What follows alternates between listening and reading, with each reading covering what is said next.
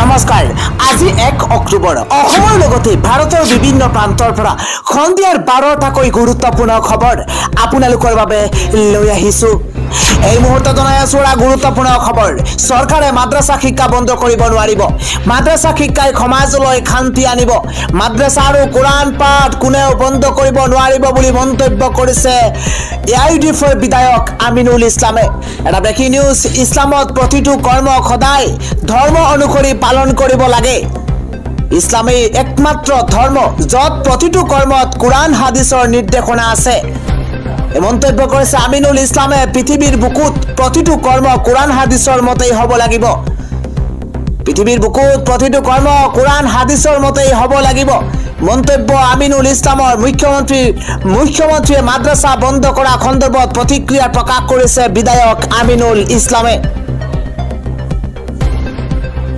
আমিনুল ইছলামৰ মতে ইছলাম ধৰ্মত মানুহৰ নিজৰ ইচ্ছা মতে একো কৰিব নোৱাৰে মাদ্ৰাসা শিক্ষা আৰু কোৰাণ পাঠ কোনেও বন্ধ কৰিব নোৱাৰে বুলি মন্তব্য কৰিছে আমিনুল ইছলামে ধৰ্মৰ প্ৰতিটো নীতি নিয়ম শান্তি শৃংখলাৰ বিষয়ে মাদ্ৰাসাত শিক্ষা দিয়া হয় পৰৱৰ্তী খবৰ প্ৰতিদিনেই বিজেপি চৰকাৰে অসমীয়া মানুহক অপমান কৰে এই মন্তব্য কৰিছে গৌৰৱ গগৈয়ে কেৱল সিমানেই নহয় গৌৰৱ গগৈয়ে কয় যে প্ৰতিদিনে বিজেপি চৰকাৰে অসমীয়া মানুহক অপমান কৰিছে প্ৰত্যেক দিনেই অসমীয়া সংস্কৃতিক অপমান কৰে হিমন্ত বিশ্ব শৰ্মা চৰকাৰে বাগানৰ পৰা আৰম্ভ কৰি চহৰৰ সকলো লোক আজি সমস্যাত ভুগিছে হিমন্ত বিশ্ব শৰ্মা চৰকাৰৰ ভাষা কথা ব্যৱহাৰ শুনিলেই কাণ বন্ধ কৰিব লাগে বুলি মন্তব্য গৌৰৱ গগৈৰ আমি হিমন্ত বিশ্ব শৰ্মাৰ পৰা চৰিত্ৰ শিকিম নেকি তেওঁলোকৰ ব্যৱহাৰৰ বাবেই বিজেপিৰ মানুহে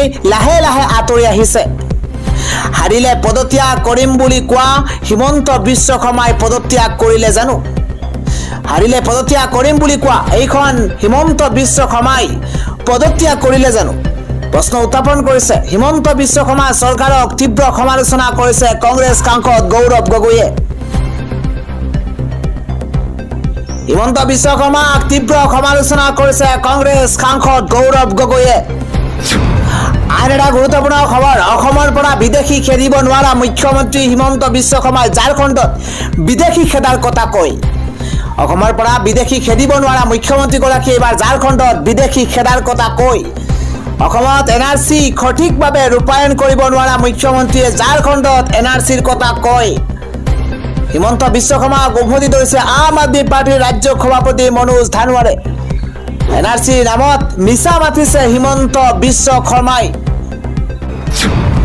পৰৱৰ্তী খবৰ অসমৰ স্বাৰ্থত একেলগ হোক বিৰোধী দল অসমৰ স্বাৰ্থত একেলগ হোক বিৰোধী দল অসমৰ স্বাৰ্থত সকলো বিৰোধী দল একেলগ হোৱাৰ পোষকতা কৰিছে সাহিত্যিক ডক্টৰ নগেন শইকীয়াৰ ধাৰত পুত গৈ আছে ৰাজ্যখন আৰু অসমক উদ্ধাৰ কৰাৰ স্বাৰ্থত সকলো একেলগ হোক বুলি মন্তব্য কৰিছে সাহিত্যিক ডক্টৰ নগেন শইকীয়াই আজি সন্ধিয়াৰ পৰৱৰ্তী ব্ৰেকিং নিউজ দুৰ্গা পূজাৰ পূৰ্বে মাধমাৰ খুদাব জনতাক এবাৰ পুনৰ বৃদ্ধি পাইছে গেছ চিলিণ্ডাৰৰ মূল্য এটা ব্ৰেকিং নিউজ বৃদ্ধি পাইছে গেছ চিলিণ্ডাৰৰ নিৰিখ দুৰ্গা পূজাৰ পূৰ্বে এটা ডাঙৰ খবৰ আছে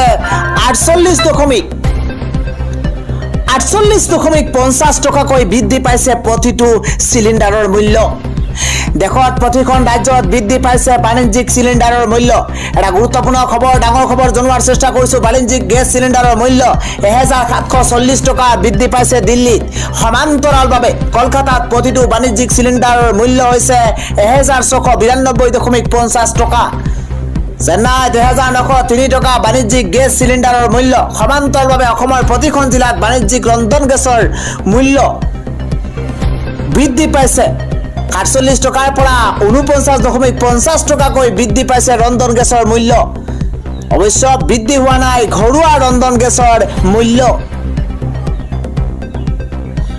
পহিলা অক্টোবৰতে জনতাৰ মূৰত ৰাম টাঙোন খুদাইছে গেছ চিলিণ্ডাৰৰ মূল্য বৃদ্ধি পাইছে গেছ চিলিণ্ডাৰৰ মূল্য আৰ এটা গুৰুত্বপূৰ্ণ খবৰ, ৰাজ্যত অনুষ্ঠিত হৈ যোৱা এডিআৰই পৰীক্ষাত বৃহৎ বিসংগতি।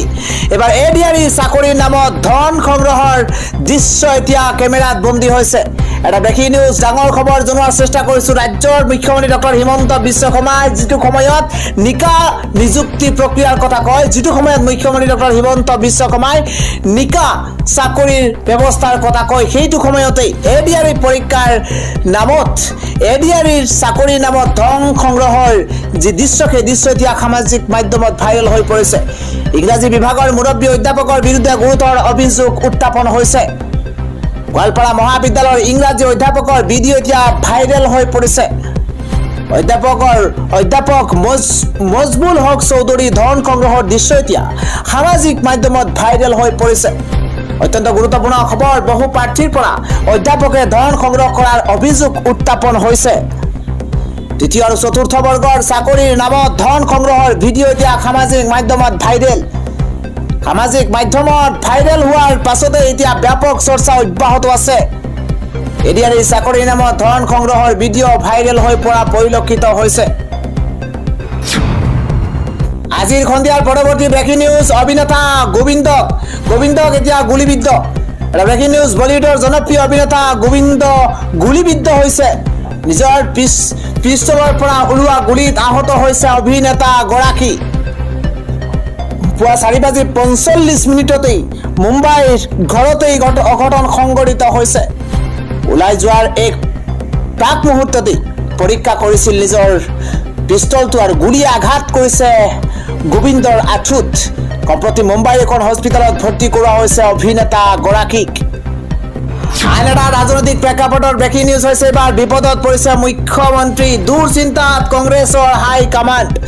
ব্ৰেকিং নিউজ, পলিটিকেল আপডেট জনোৱাৰ চেষ্টা কৰিছো। ইডিৰ তদন্তৰ আওতালৈ আহিব মুখ্যমন্ত্ৰী গৰাকী। ভূমি কেলেংকাৰীৰ গোচৰত মুখ্যমন্ত্ৰীৰ গ্ৰেপ্তাৰৰ আশংকা প্ৰকাশ কৰা হৈছে। আদালতৰ কাষ চাপিও সকাহ নাপালে মুখ্যমন্ত্ৰীগৰাকীয়ে। মুখ্যমন্ত্ৰীৰ সম্ভাৱ্য বিপদক লৈ দুশ্চিন্তাত কংগ্ৰেছৰ হাইকমাণ্ড। মুখ্যমন্ত্ৰীৰ সম্ভাৱ্য বিপদক লৈ দুশ্চিন্তাত পৰিছে কংগ্ৰেছৰ হাইকমাণ্ড। কৰ্ণাটকৰ মুখ্যমন্ত্ৰী সিদ্ধাৰামায়াৰ সন্মুখত আহিছে নতুন বিপদ। মুখ্যমন্ত্ৰী সিদ্ধাৰামায়া ইডিৰ তদন্তৰ আওতালৈ অহাৰ আশংকা প্ৰকাশ কৰা হৈছে। মুদা ভূমি কেলেংকাৰীৰ গোচৰ আছে সিদ্ধাৰামায়াৰ বিৰুদ্ধে। সিদ্ধাৰামায়াৰ পত্নীৰ নামত আবণ্টিত হৈছিল মহীশূৰৰ ভূমি। কম মূল্যৰ মাটিৰ বিনিময়ত অধিক দামত মাটি আবণ্টন। বিতৰ্কিত ভূমিখিনি মাইচুৰু নগৰ উন্নয়ন প্ৰাধিকৰণৰ। সিদ্ধাৰামায়াৰ গ্ৰেপ্তাৰৰ বাবে শুকুৰবাৰে দাখিল কৰিছে ECIR। এনফোৰ্চমেণ্ট কেছ ইনফৰমেশ্যন ৰিপৰ্টৰ ভিত্তিত হ'ব পাৰে গ্ৰেপ্তাৰ। পূৰ্বে কৰ্ণাটকৰ ৰাজ্যপালে গোচৰ চলাবলৈ দিছিল অনুমতি। ৰাজ্যপালৰ অনুমতিক সিদ্ধাৰামায়াই প্ৰত্যাহ্বান জনাইছিল আদালতত। আদালতে খাৰিজ কৰিছে মুখ্যমন্ত্ৰী সিদ্ধাৰামায়াৰ আবেদন। আৰু ইয়াৰ পিছতেই দুশ্চিন্তাত পৰিছে সিদ্ধাৰামায়া আৰু কংগ্ৰেছৰ হাইকমাণ্ড। পৰৱৰ্তী খবৰ, আজি বদৌদিন আজমলে এটা ডাঙৰ মন্তব্য কৰিছে। আজমলে কয়, কোনো চৰকাৰ চিৰদিনৰ বাবে ক্ষমতাত নাথাকে। মুছলমানৰ প্ৰতি শত্ৰুতা গঢ়ি তোলা বন্ধ কৰক এইখন চৰকাৰে। আপুনি চিৰদিনৰ বাবে ক্ষমতাত নাথাকিব বুলি মন্তব্য বদৌদিন আজমলৰ। গতিকে জনসাধাৰণৰ বাবে ভাল কাম কৰক, জনসাধাৰণে আপোনাৰ সুনাম কৰিব। এই মন্তব্য আজমলৰ। অসমৰ জনসংখ্যাৰ 34% হৈছে মুছলমান। আপুনি তেওঁলোকক দমন কৰিবলৈ চেষ্টা কৰিব পাৰে, কিন্তু বিলুপ্ত কৰিব নোৱাৰিব।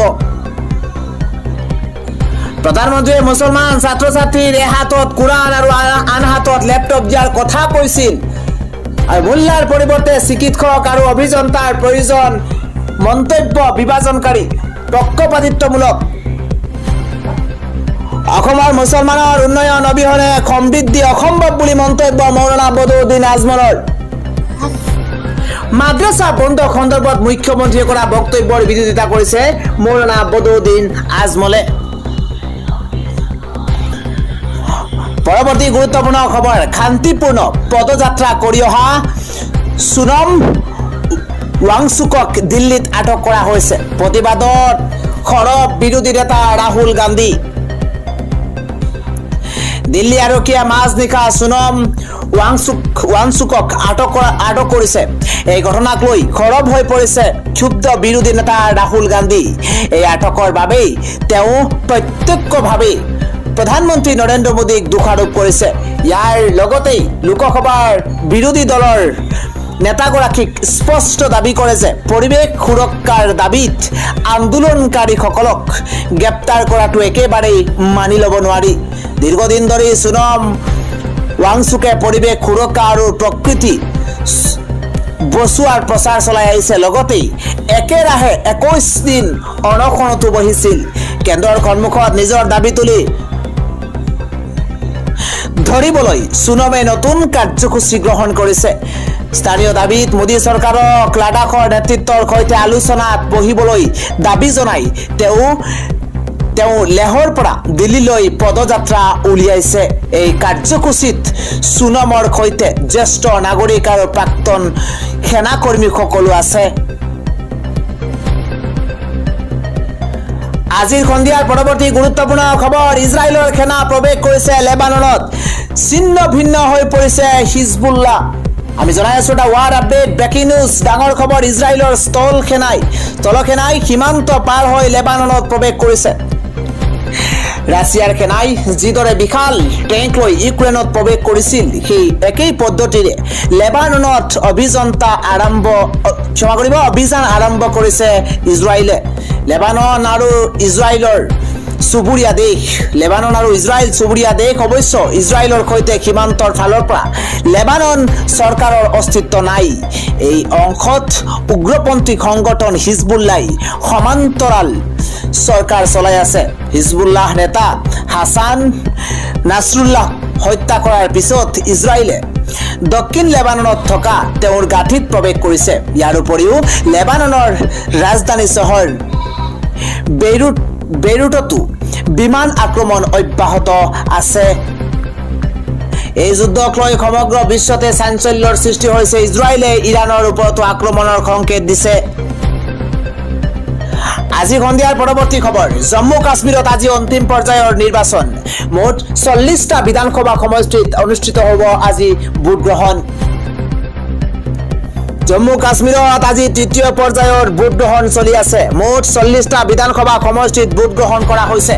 পুৱা 7 বজাৰ পৰা ভোটদান আৰম্ভ হয়। আজি সন্ধিয়া 7 বজাত শেষ হ'ব। মঙলবাৰে 5060টা ভোট কেন্দ্ৰত ভোটগ্ৰহণ অনুষ্ঠিত হ'ব বুলি নিৰ্বাচন আয়োগে প্ৰকাশ কৰিছে। আয়োগে দিয়া তথ্য অনুসৰি অন্তিম পৰ্যায়ত মুঠ ভোটাৰৰ সংখ্যা প্ৰায় 40 লাখ। মুঠ প্ৰাৰ্থী 405 জন। তদুপৰি আজি জম্মু সংমণ্ডলৰ 24খন আৰু কাশ্মীৰৰ 16খন আসনত ভোটদান হ'ব। জম্মু সংমণ্ডলৰ জম্মু জিলাৰ 11টা সমষ্টি, কঠুৱাৰ 6টা সমষ্টি, উধামপুৰৰ 4টা সমষ্টি আৰু চাম্বাৰ 3টা সমষ্টিত ভোটগ্ৰহণ কৰা হ'ব।